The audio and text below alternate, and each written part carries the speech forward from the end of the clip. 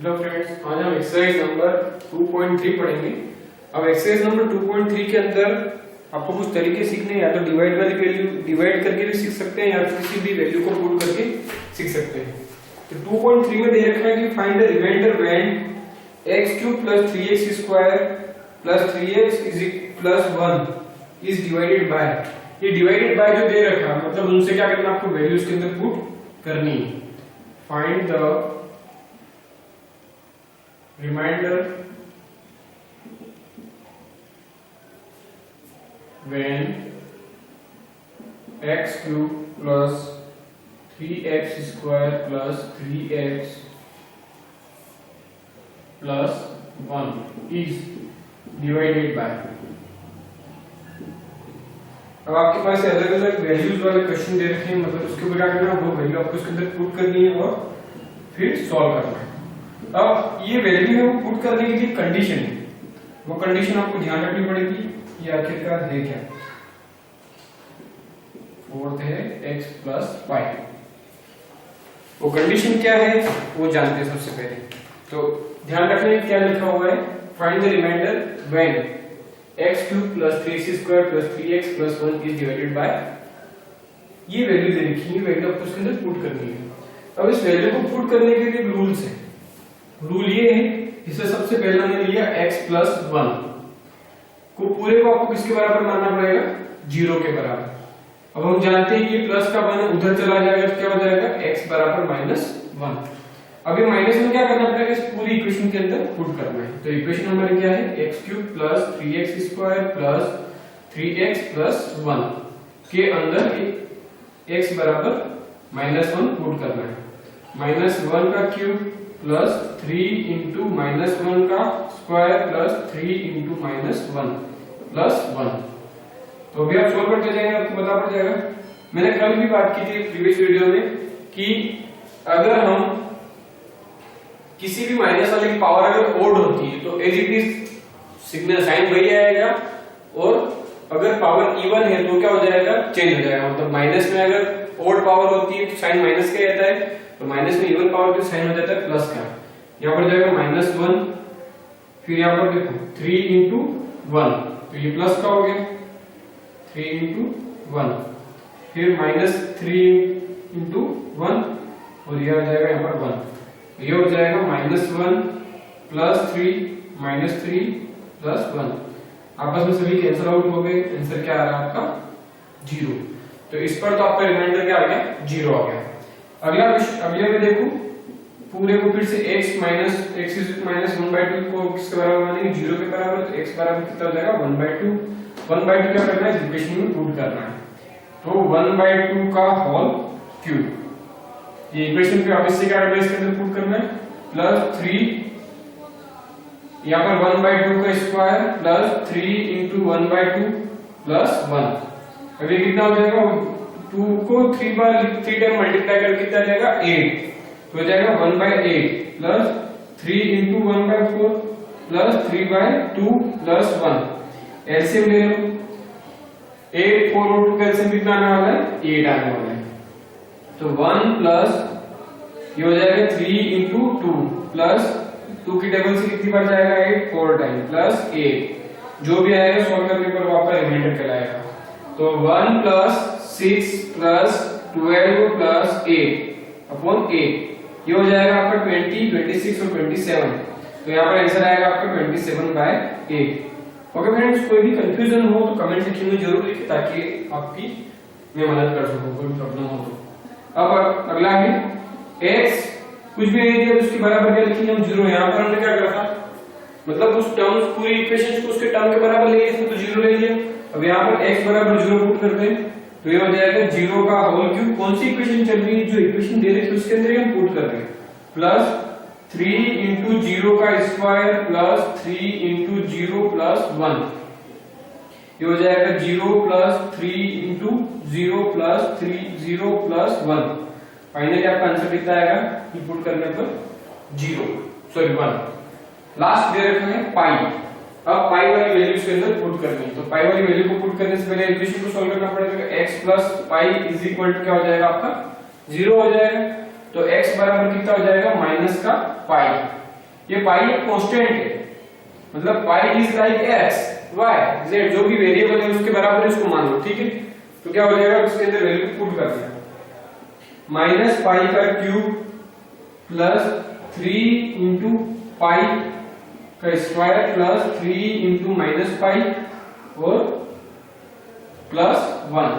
Friends यहाँ पर याद है, आप पता होगा इसकी वैल्यू 22/7 होती है। सर्कल के रेस्पेक्ट में हम बात करते हैं, अगर वो डिग्रीज की बात करें तो 180 डिग्री होता है, लेकिन वो यहाँ पर कुछ भी पुट नहीं कर रहे क्योंकि यहाँ पर ऐसा कुछ भी पुट करने को नहीं कहा है इसको, इसलिए एज ए कांस्टेंट इसको काउंट करना है और उसको सॉल्व करना है।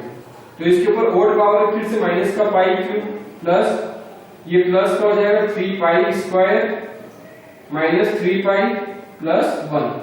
तो ये आपका था फर्स्ट क्वेश्चन, जिसके अंदर आपको की जो वैल्यू है, सबसे पहले ध्यान रखें कि इसके बराबर एक जीरो ले लें, जीरो रख करके उसके बाद सॉल्व करें, जो भी आएगा उसके ऊपर आपका ये आंसर आना शुरू हो जाएगा। तो क्वेश्चन नंबर 1 हो गया अब आपका। अब हम क्वेश्चन नंबर 2 की तरफ चलते हैं। तो क्वेश्चन नंबर 2 में क्या दिया है वो देखते हैं। तो आप ये कंसेप्ट अच्छे से समझें, वास्तव में क्वेश्चन में कहना क्या चाह रहा है। अगर वो आपको ढंग से समझ में आ गया तो हम उसको देख लेंगे।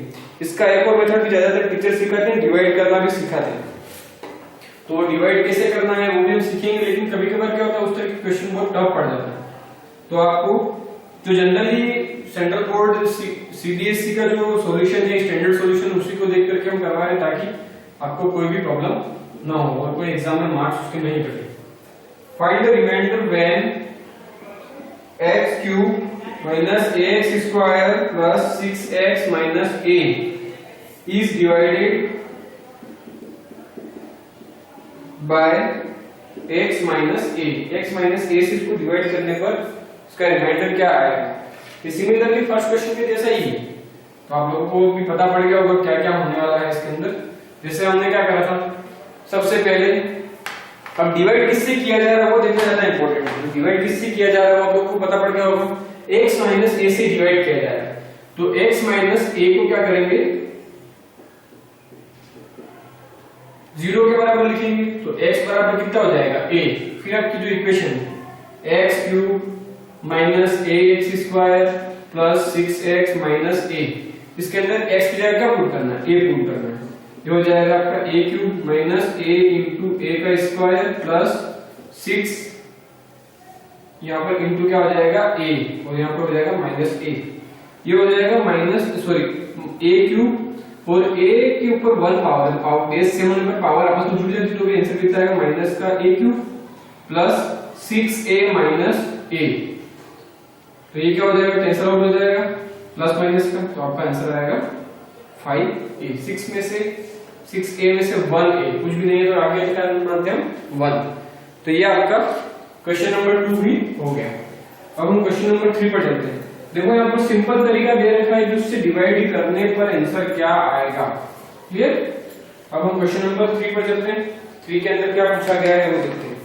Check whether 7 plus 3x is a factor of, क्या ये इसका फैक्टर है या नहीं। फैक्टर होने का मतलब ये कि उसके अंदर क्या आना चाहिए, उसका 0 आंसर आना चाहिए। अगर आता है तो ठीक है, तो कोई दिक्कत नहीं। तो check whether 7 plus 3x is a factor of 3x cube plus 7x। यहाँ पर आपको देखना है तो कौन किसका फैक्टर है, ये है वो उसका फैक्टर है। मतलब आपको क्या करना पड़ेगा, इसको किसके बराबर लिखना पड़ेगा, 0 के बराबर लिखना पड़ेगा। 7 plus 3x is equal to 0। तो 3x बराबर कितना हो जाएगा माइनस का 7 और x बराबर हो जाएगा माइनस 7/3। अब हम देखते हैं क्या करेंगे, जो इस इक्वेशन उसके अंदर उसको पुट करते हैं। पुटिंग इन इक्वेशन, जो इक्वेशन दे रखी है उसके अंदर उसको हम पुट करते हैं। Putting in equation 3x cube plus 7x इसके अंदर पुट करने पर क्या मिलता है वो देखो। यहाँ पर हो जाएगा 3 इंटू माइनस 7/3 का whole cube plus 7 into minus 7/3, ठीक है। तो अब हमको ये देखना है इसको सॉल्व करने पर कितना आंसर आता है, ठीक है। तो यहाँ पर लिखेंगे 3 into minus 7 into minus 7 into minus 7, उसके बाद पावर कितनी लिखी 3, तो 3 टाइम्स को एक्सपांड कर देने का 3 3 और 3 प्लस सॉरी प्लस, देखो यहाँ पर माइनस और यहाँ पर प्लस है, कितना जगह माइनस का 49/3, ये 3 से 3 कैंसिल आउट हो गया। अब हमारे पास ये कितना रहेगा 9, ठीक है। और अब 7 7 का 49, 49 into 7, तो ये हो जाएगा 9 7 का 63 और ये हो जाएगा 9 4 का 6 और 6 343, सॉरी 343 नहीं होगा, 49 into 7 करने पर आपके पास आ जाएगा